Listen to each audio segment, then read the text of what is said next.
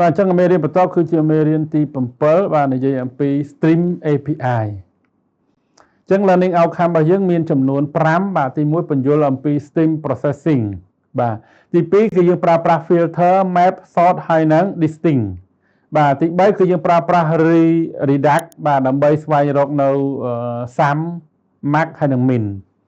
ទី4គឺយើងប្រើប្រាស់ពាក់ព័ន្ធជាមួយនឹង Collect ដើម្បីបំលែង Stream ទៅជា List ឬក៏ Set ឬក៏ជា Map បាទហើយទី5គឺយើងអនុវត្តនៅ Parallel Stream សម្រាប់ Processing បាទឲ្យលឿនបាទ content របស់យើងមានចំនួន6បាទមួយអំពីនិយាយ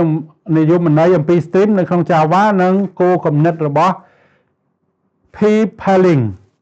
ទី2គឺប្រភព resource នៃ Stream បាទ collection array ហើយនិង file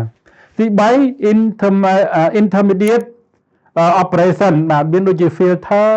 map sorted ហើយនិង distinct ទី4គឺ terminal operation ដូចជា for each collect redact count ហើយនិង any merge ទី5គឺការប្រើ collection to list to set and to map ទី6 parallel stream និងគុណវិបត្តិរបស់វាដូចជា state safety ហើយនិង rest condition